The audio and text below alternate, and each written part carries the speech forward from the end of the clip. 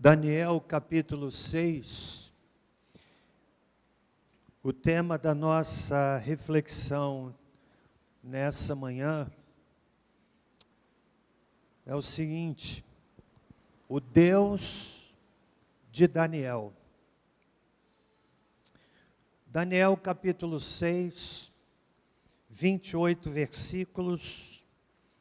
Eu li este texto e esta temática brotou, e é sobre ela que eu quero meditar com a nossa comunidade nesta manhã.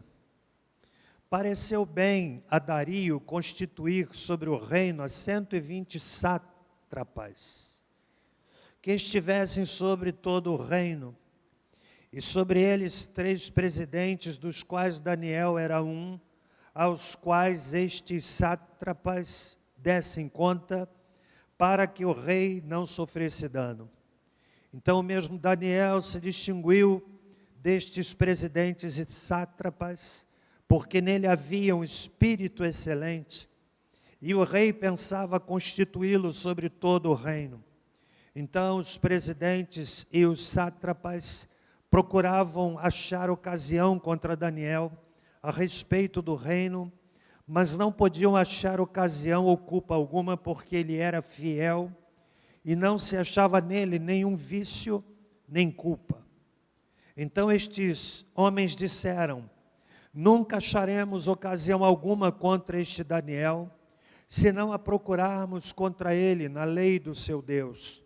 Então estes presidentes e sátrapas foram juntos ao rei e disseram-lhe: ó rei Dario, vive para sempre.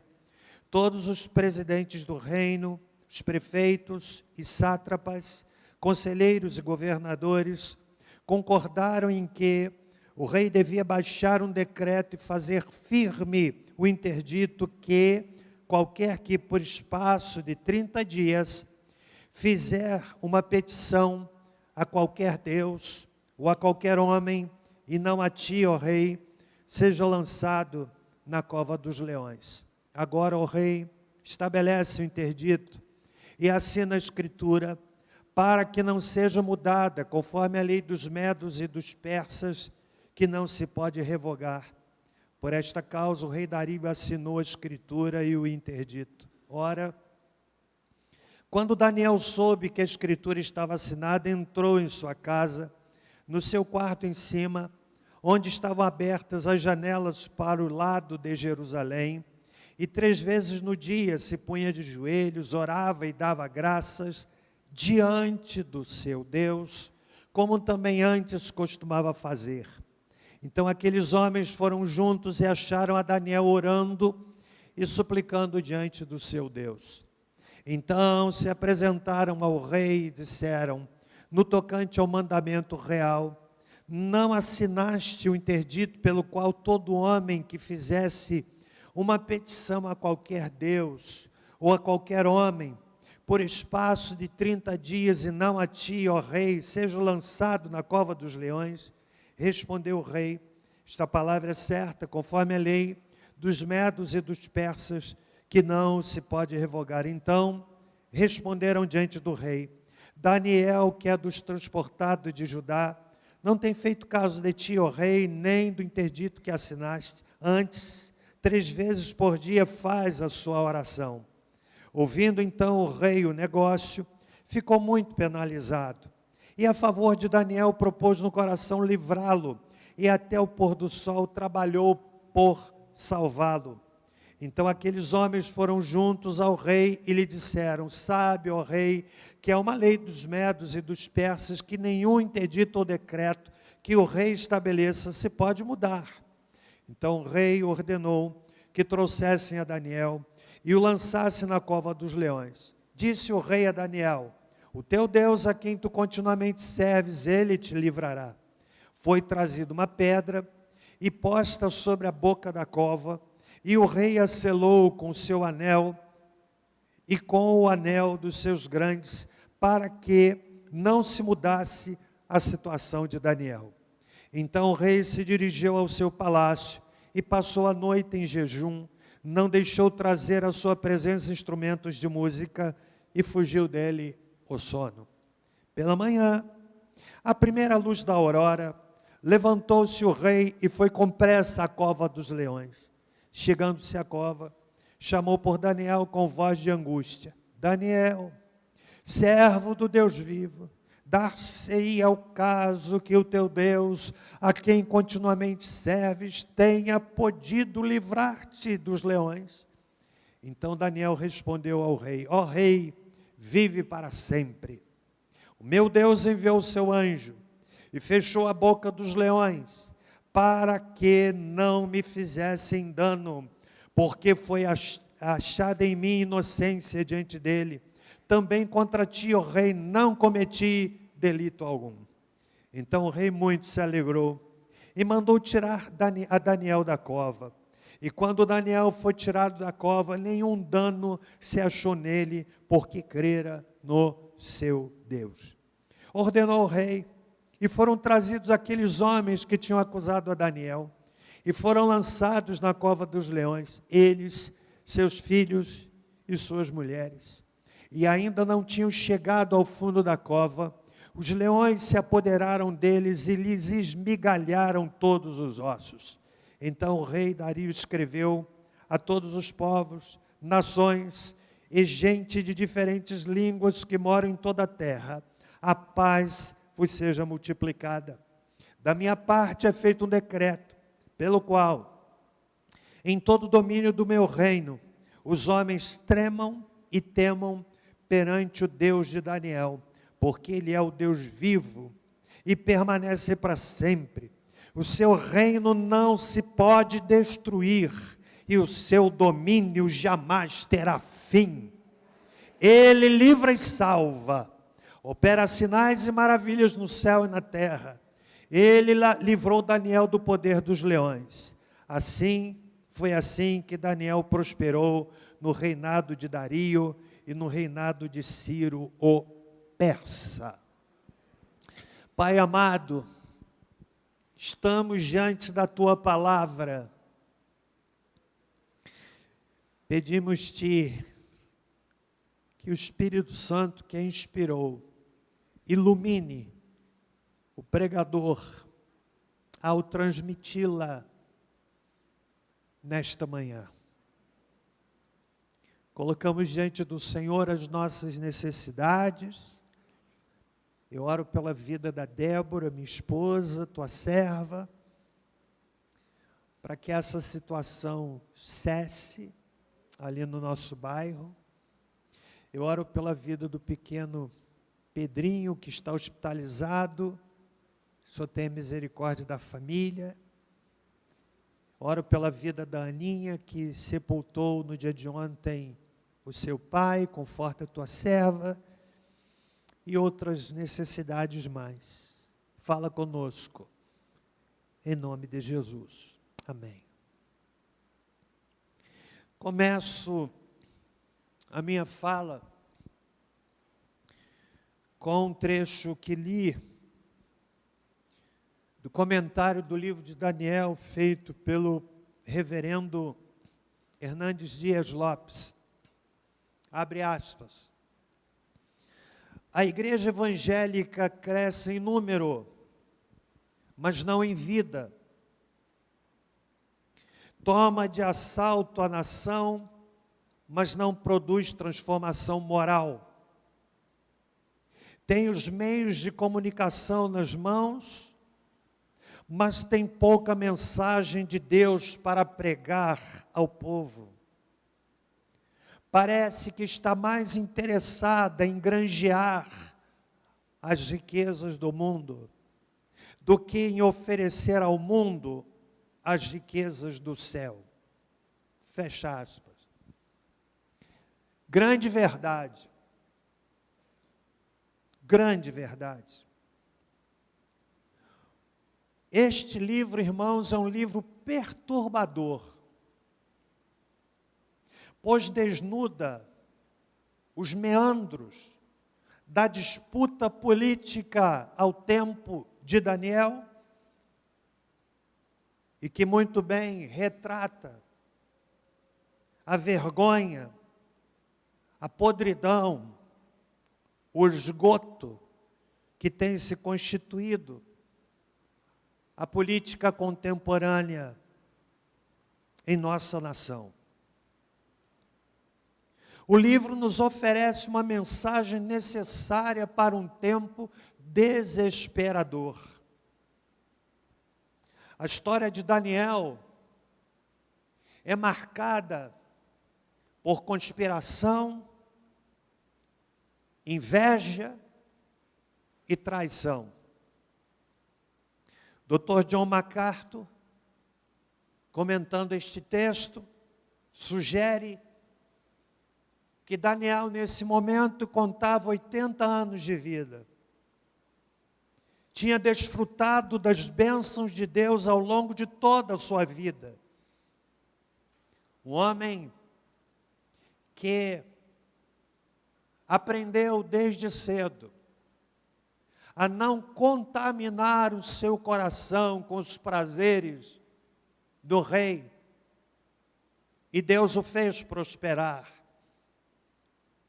A expressão que sintetiza a vida de Daniel é integridade. O homem íntegro não tem o que temer. No versículo 5, diz o texto, que os seus algozes, os invejosos, que desejavam a todo custo derrubar Daniel, fizeram uma declaração extraordinária, uma declaração magnífica, que brota dos lábios dos seus inimigos.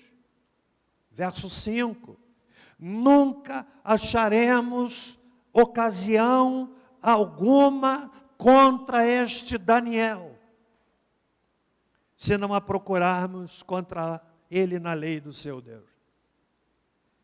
Que expressão magnífica, que afirmação extraordinária.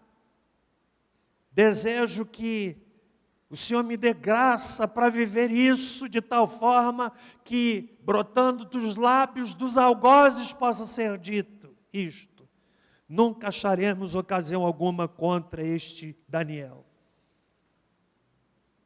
Deus fazia com que Daniel se destacasse. Verso 3. Mesmo Daniel se distinguiu dos presidentes e sátrapas. Sátrapas significa, eram pequenos governadores locais das províncias. A mão de Deus estava sobre Daniel. E por ter sobre a sua cabeça a mão de Deus, ele se destacava, ele se distinguia dos demais. Daniel não era desonesto e nem negligente. Era um homem que andava na presença do Senhor. Os hábitos de Daniel eram muito bem conhecidos. E não seria difícil encontrar motivos para prejudicá-lo nesse quesito. Sabiam os seus inimigos que Daniel tinha por costume orar 3 vezes ao dia, conforme instrução que decorre do Salmo 55, de manhã, de tarde e à noite. Era um comportamento notório.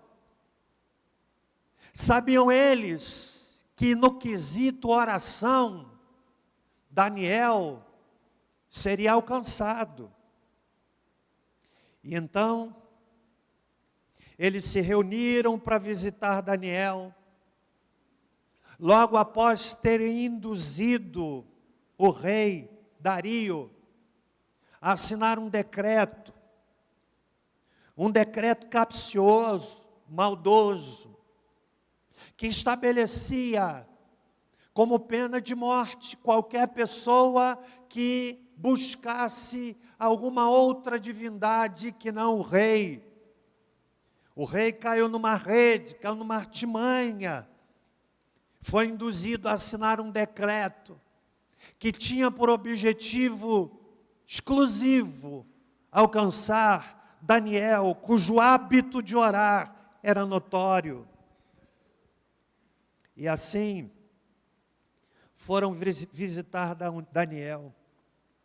Diz o texto no verso 11, aqueles homens foram juntos, talvez com o intuito de discutirem assuntos do reino, mas sabiam que ia encontrar Daniel orando, sabiam que naquela hora exata Daniel estaria de joelhos falando com Deus, na sua devoção habitual. O encontraram de joelhos, sim, falando com o Senhor, buscando a presença de Deus. E aí, Daniel então foi condenado à morte. Por que é que o tema da nossa mensagem nessa manhã é este, o Deus de Daniel? Por 8 vezes essa expressão aparece no texto. E, interessantemente, somente uma delas brota dos lábios de Daniel. No verso 4, verso 5. Se não a procurarmos contra ele na lei do seu Deus. E assim se estende no texto esta afirmação. Daniel só fala neste capítulo em 2 versículos. Depois de sair da cova, quando ele faz a sua defesa, nas demais vezes a afirmação, o Deus de Daniel, o Deus de Daniel, esta afirmação brota de outras pessoas. E meus irmãos, por si só,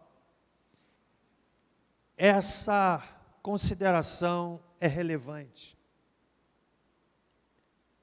Uma coisa é o que eu digo de Deus, outra é aquilo que as pessoas veem de Deus em mim. Posso ter os argumentos teológicos mais elaborados, posso fazer a maior apologia de assuntos da fé, posso conhecer os versículos bíblicos com uma habilidade extraordinária. No entanto, a questão que pesa aqui neste momento não é o que eu digo sobre o Deus que eu creio, mas sim o Deus que eu creio que é vivido entre as pessoas. E como lhes disse, por 8 vezes há referência ao Deus de Daniel, o teu Deus, o Deus de Daniel, crera no seu Deus e por aí afora. E somente uma vez Daniel faz a sua apologia, dizendo que ele andava na presença do Senhor. Meus irmãos, Daniel só fala no verso 21 e 22, quando ele diz assim, o meu Deus enviou o seu anjo. Por isso, nessa manhã,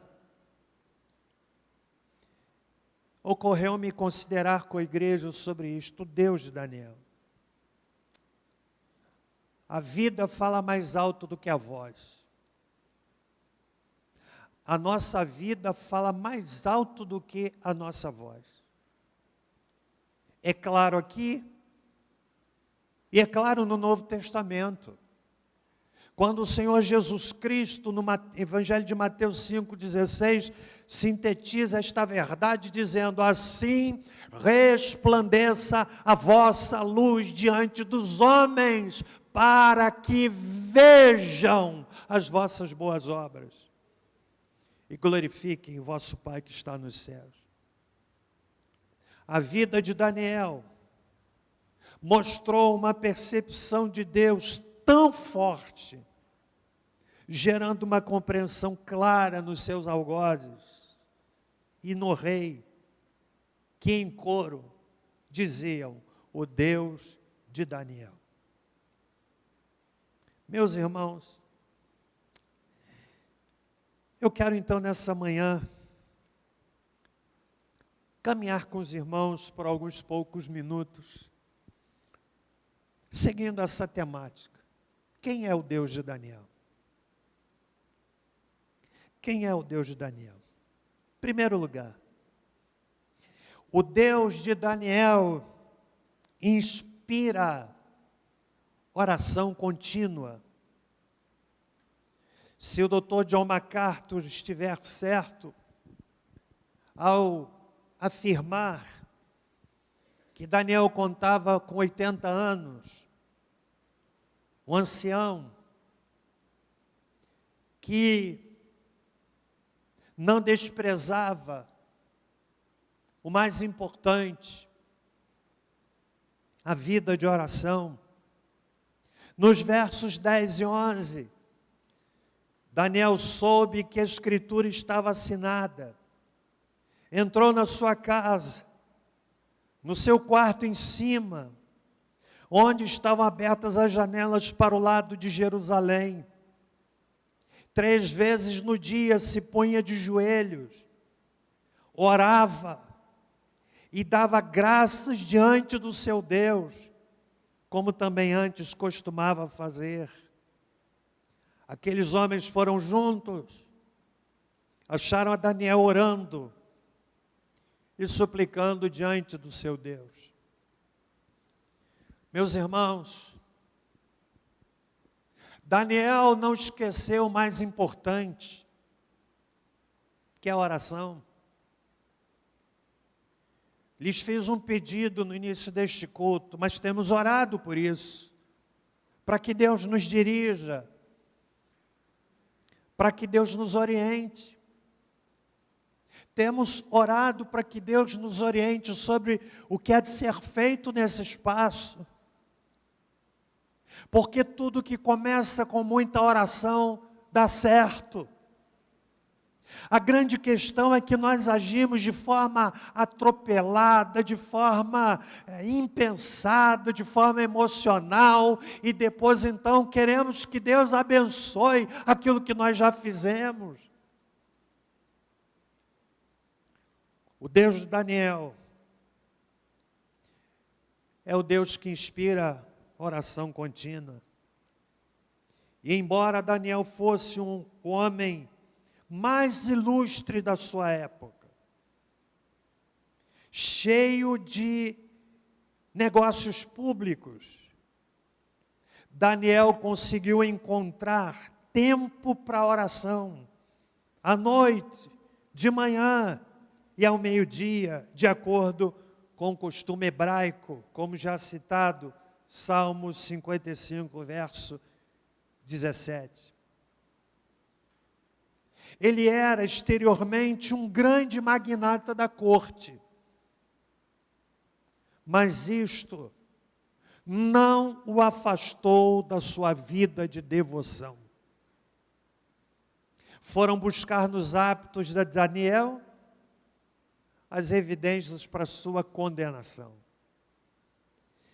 Quero citar nesse momento que dizia Lutero, grande reformador do século XVI. Lutero dizia o seguinte: tenho tanta coisa para fazer hoje que não consigo terminar com menos de 3 horas de oração. Tenho tanta coisa para fazer hoje, dizia Lutero, que não consigo terminar essas coisas com menos de 3 horas de oração. Meus irmãos, esta tem sido a geração que menos ora. Não é verdade? Eu vi dia desses, essas mensagens que logo se espalham. O pregador falou uma coisa verdadeira. Ele fala da geração antiga, que é a minha geração, onde tudo na vida do crente tinha que ter culto. Nasceu bebê, tem culto. Passou num concurso, tem culto. Chama o pastor, tem culto. aquela geração que eu me lembro dos jovens da minha igreja lá no Rio. Enquanto meu pastor pregava, pastor Oswaldo Rones, eu fui alcançado para o Evangelho nesse cenário, e nós, os jovens da igreja, o crente novo, de joelhos orando, Senhor, abençoa o pastor, para que Deus o use poderosamente, e não poucas vezes nos levantávamos, e literalmente, aqueles bancos feitos de ripas de madeira, que deixavam vazar no chão as lágrimas, e eu me lembro, tenho na memória, o chão banhado com lágrimas dos jovens que pediam, Senhor, salva os pecadores. E quando alguém trazia a notícia, alguém se converteu, nós nos abraçávamos, nós nos alegrávamos. Aquela primeira geração, tudo tinha culto. Depois vem uma segunda geração, que eu achei interessante essa analogia. A gente... Sabe como é que é, né? Um casamento, tem lá os parentes da noiva que não são crentes, então tem que ter uma cervejinha para eles. E pastor vai falar, mas pastor não fala muito. Você já sabia que eu já fui para um casamento, para uma ocasião, já recebi essa orientação. Pastor, qual é o tempo que você vai pregar? Meu irmão me deu vontade de falar assim, eu vou embora daqui. Só não fiz em respeito e amor à família. Mas já ouvi esse tipo de orientação. Vê se pode. É a geração do limite da fala, porque o culto, a mensagem, deixou de ser o ponto principal. Essa é a geração. Então, o pastor vai falar, Deus presente, mas olha, tem ali uma cervejinha. Há casamentos de crentes, irmãos, que não perdem nada para os casamentos dos não crentes. Sabiam disso? Você vai à festa, já foi a casamento que eu cheguei, não vou ficar aqui, fui embora. Eu vi aquele pessoal dançando, rebolando em cima de uma garrafa. Você está amarrado. Está amarrado. Vou embora. Aí chega uma geração agora, que Deus, culto não, isso não é politicamente correto. Sabe de uma coisa, irmãos? Dia desse eu estava me preparando, ia pregar sobre o Salmo 78, mas depois me senti dirigido a falar sobre outra coisa. Cada geração tende a ser pior do que a geração passada. Você sabia disso? Essa geração é pior do que a passada, e a próxima tende a ser pior do que essa. Você sabia disso? Por isso, necessário investir na vida das crianças. Que trabalho maravilhoso que o Ministério Infantil está fazendo, meus irmãos. É fantástico ensinar a palavra de Deus para a vida das crianças. Essa geração que ora pouco. Imagina Lutero dizendo, tenho muita coisa para fazer e eu não posso terminá-las se eu não investir 3 horas em oração. Deus de Daniel, então, era o Deus que inspirava oração. E ele continuamente, era costume na vida de Daniel a oração. Estão comigo até aqui? Segundo lugar, são 4 itens, para você já medir o tempo do culto. Saber quando é que você vai para casa. Segundo lugar, o Deus de Daniel inspira serviço contínuo. Não somente oração. Verso 16. O rei ordenou que trouxessem a Daniel e o lançassem na cova dos leões. Disse o rei a Daniel, o teu Deus, olha que coisa extraordinária, o teu Deus, a quem tu continuamente serves. Versículo de número 20, diz assim: chegando-se à cova, o rei, depois de uma noite de insônia, servo do Deus vivo, Daniel, servo do Deus vivo, dá-se o caso que o teu Deus, a quem tu continuamente serves. Sabe o que é isso, irmão? Servir a Deus na vida de Daniel não era sazonal, não era de uma época. É uma característica desse tempo, crentes sazonais. Tem época que estão no fogo, tem outra que estão na água. Tem época que estão na glória a Deus e aleluia, varão de Deus.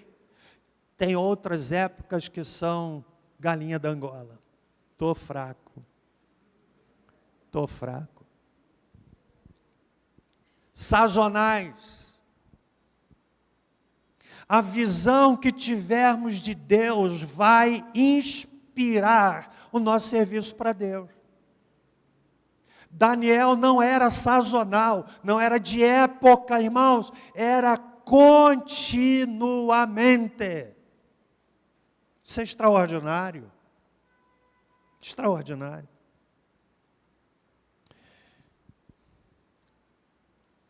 Daniel não separava vida religiosa da vida profissional. Era na vida com Deus que ele encontrava sabedoria para a vida entre os homens. Aprendamos que o desafio de sermos servos de Deus não é entre as quatro paredes do templo. Aqui é fácil. A gente veste a roupa da igreja, os hábitos da igreja, as canções da igreja. O desafio está lá fora. É viver Jesus. É transpirar Cristo. É de que as pessoas leiam sobre Deus na nossa vida, porque elas estão vendo Deus na nossa vida. Talvez isso explique, irmãos, porque há tantos que estão se afastando da igreja. Talvez isso explique o crescimento assustador de um segmento chamado de os desigrejados. De gente que não quer saber de igreja, porque a leitura que muitas vezes estamos passando, o livro que estamos apresentando, é um livro que não vale a pena ser lido. Daniel servia continuamente. Meus irmãos e minhas irmãs, esse era o Deus de Daniel. Estão comigo até aqui? Primeiro, Deus que inspira, orar continuamente. Segundo, Deus que inspira, servir continuamente. Eu quero lhe desafiar a servir. Servir, ganhar nossa cidade para Cristo. Irmãos, é um tempo de urgência. De urgência. Parece que o quebra-cabeça está se fechando. Lá na Europa já estão implantando chip na mão das pessoas. Eu fui pesquisar sobre uma resolução da ONU contra o cristianismo. Até onde pesquisei, não é fake news. O cerco está se fechando, sendo construída ao redor do mundo uma resistência terrível à fé cristã. Que, para os movimentos de esquerda, cristianismo leva o homem a ser fraco. Por isso tem que ser exterminado. Cantamos aqui falando do céu. Isso é uma mensagem que enfraquece o homem, porque ele deixa de ter preocupação aqui, só está preocupado com o céu. A mensagem cristã para esse pessoal é de fraqueza, e o cerco vai aumentando, e nós precisamos trabalhar enquanto é dia. Servir a Deus. Coisa está mais séria do que possamos imaginar. Terceiro e penúltimo lugar. Amém, meus irmãos? O Deus de Daniel tem poder para dar livramento em situações específicas. No verso 16, o texto diz que o rei Dario cria no Deus de Daniel mais do que muitos de nós muitas vezes cremos em Deus. É um ímpio que está dizendo aqui, o teu Deus, a quem tu continuamente serves, ele te livrará. Foi trazida uma pedra, colocada na boca daquela cova, onde os leões esfaimados estavam. E diz o texto, que de manhã o rei foi buscar com voz pesarosa, voz angustiada, verso de número 20. Eu imagino Dario dizendo com uma voz chorosa: Daniel, servo do Deus vivo, dá-se o caso que o teu Deus, a quem tu continuamente serves, tenha podido livrar-te dos leões. No momento ele crê, no outro momento ele não crê. Daniel sabia, irmão, sobre o livramento da parte de Deus. Ele testemunhou o livramento dos seus amigos que foram lançados na fornalha, capítulo 3 de Daniel. E diz o texto que nem cheiro de fumaça havia neles. Seus inimigos cavaram um buraco no qual eles mesmos caíram. Pensaram em bajular o rei e garantir a queda de Daniel. Mas seus estratagemas eram como minas colocadas na entrada de um porto, que são mais perigosas para aqueles que as lançam do que para os outros. E a Bíblia diz, no verso 22, na única vez que Daniel fala, o meu Deus enviou o seu anjo. Li, certa feita, um livro do Dr. Billy Graham. Acredito que o título é Anjos, Agentes Secretos de Deus. E ele conta histórias extraordinárias da ação dos anjos. Conta de um casal de missionários trabalhando entre os índios, antropófagos, que comiam carne humana. E aquele casal de missionários fazendo contato para alcançar aqueles índios perigosos, violentos. E certa feita, ao cair da tarde, o missionário olhou da sua cabana e viu alguns índios escondidos na mata ao redor. E ele sabia onde isto poderia chegar. O que fez? Ele e sua esposa passaram a noite em oração. À noite clamando, vez por outra olhavam na mata e viam movimentos das plantas da mata e sabiam que os índios estavam ali, querendo pegá-los. À noite orando. Aquela noite foi uma noite longa. O dia amanheceu, observaram que não havia mais ninguém ali, o tempo passou, conseguiram fazer contato com aquela tribo, estabelecer comunicação, e tempos depois, o líder religioso daquela tribo fez a seguinte pergunta para o missionário. Relatou aquele momento que eles estavam preparados para tomá-los e matá-los.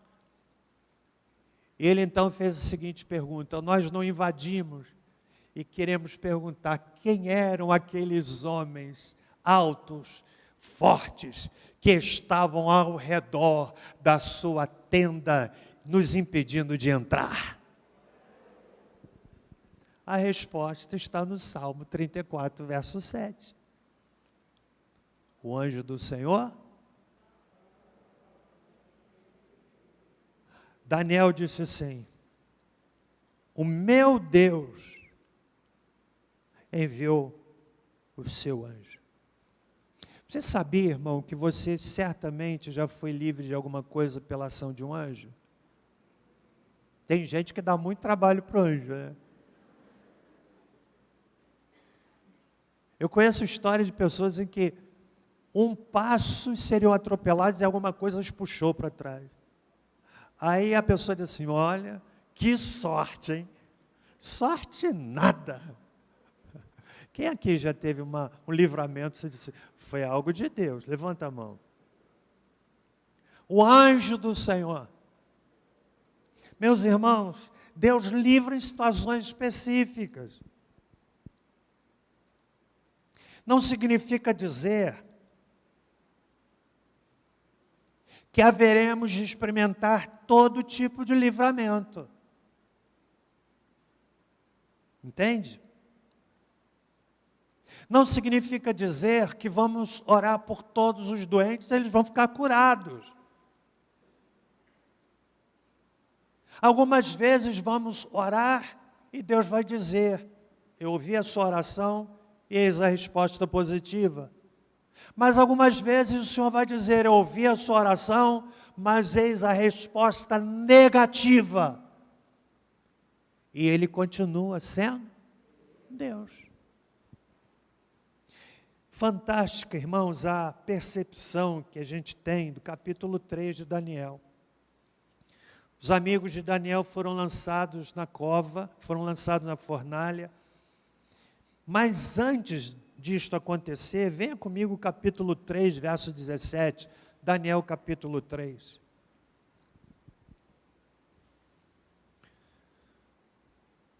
Verso 16 diz assim: responderam Sadraque, Mesaque e Abdenego ao rei Nabucodonosor: não necessitamos de te responder sobre este negócio.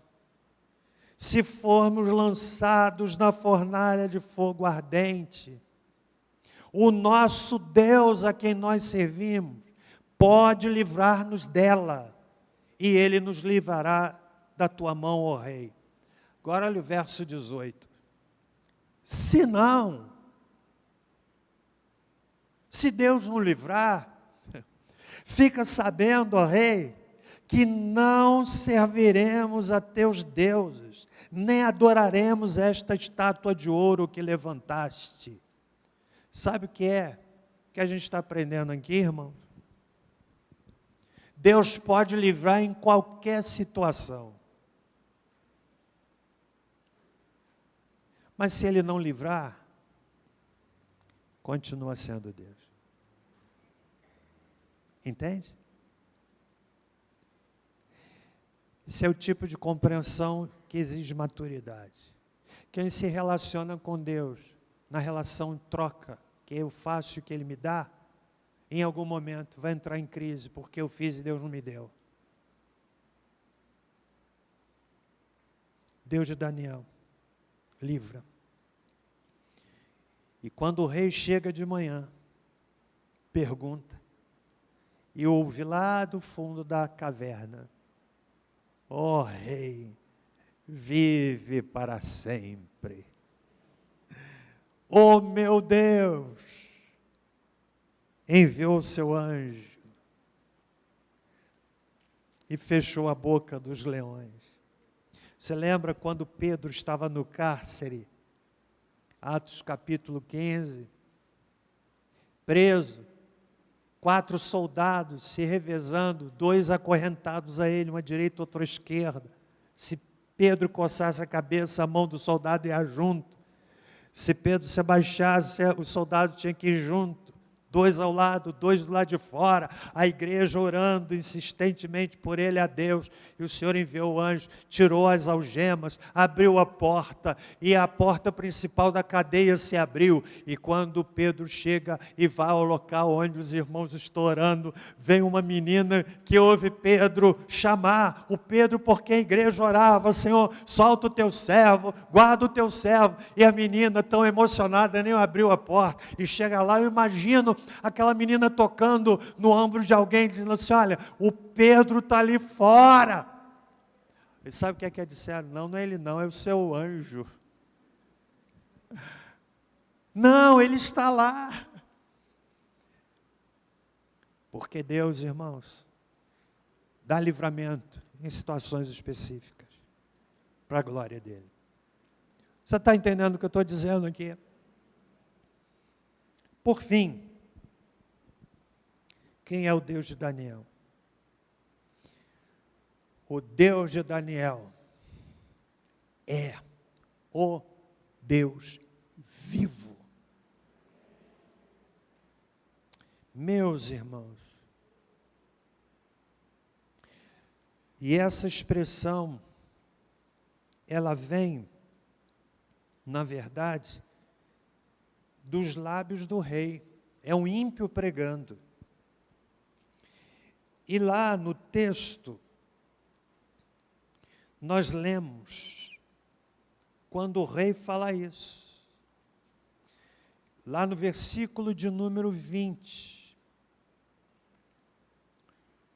Daniel, servo do Deus vivo. No verso 26, quando ele assina um decreto, da minha parte é feito um decreto pelo qual, em todo o domínio do meu reino, os homens tremam e temam perante o Deus de Daniel. Por quê? Porque ele é o Deus vivo. Para finalizar, eu quero dizer para você que o Deus de Daniel não é uma memória. Deus vivo significa não é uma memória. Vivo significa que operou no passado, opera hoje. O Deus que operou nos dias de Daniel opera nos nossos dias. A vida de Daniel provocou um fortíssimo impacto na vida do rei, levando a essa magnífica declaração: o Deus de Daniel, temam e tremam perante o Deus de Daniel, porque ele é o Deus vivo e permanece para sempre, o seu reino não se pode destruir e o seu domínio jamais terá fim. Ele livra e salva, opera sinais e maravilhas no céu e na terra. Ele livrou Daniel do poder dos leões. Esse rei parece até pentecostal, não é verdade, irmão? Deus operou e ele declara Deus vivo. Vamos ficar em pé. Quantos aqui entenderam a palavra dessa manhã? Esse é o meu Deus, é o Deus a quem eu sirvo, é o Deus diante de quem nós nos curvamos, é o Deus que conforta, é o Deus que consola, é o Deus que enviou o seu Santo Espírito, que deu Jesus para nos salvar, e Jesus enviou. Eu rogarei ao Pai, e Ele enviará outro Consolador, o Espírito Santo que habita o nosso coração, que nos fortalece, que nos molda, que nos confronta, que nos ajuda. Saiamos daqui nessa manhã, irmãos, crendo que o Deus de Daniel é o nosso Deus, é o seu Deus. Amém? Sim ou não? Diga assim: o Deus de Daniel é o meu Deus. Você falou muito fraco, irmão. Pensa no rei Dario. Rei Dario pregou com uma ousadia, hein? Todo mundo agora saiba que esse é o Deus vivo, é o Deus de Daniel. Então você vai responder mais forte. Diga comigo: o Deus de Daniel é o meu Deus.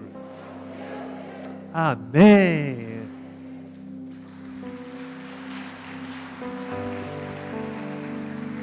Senhor amado, glorificado seja o teu santo e bendito nome.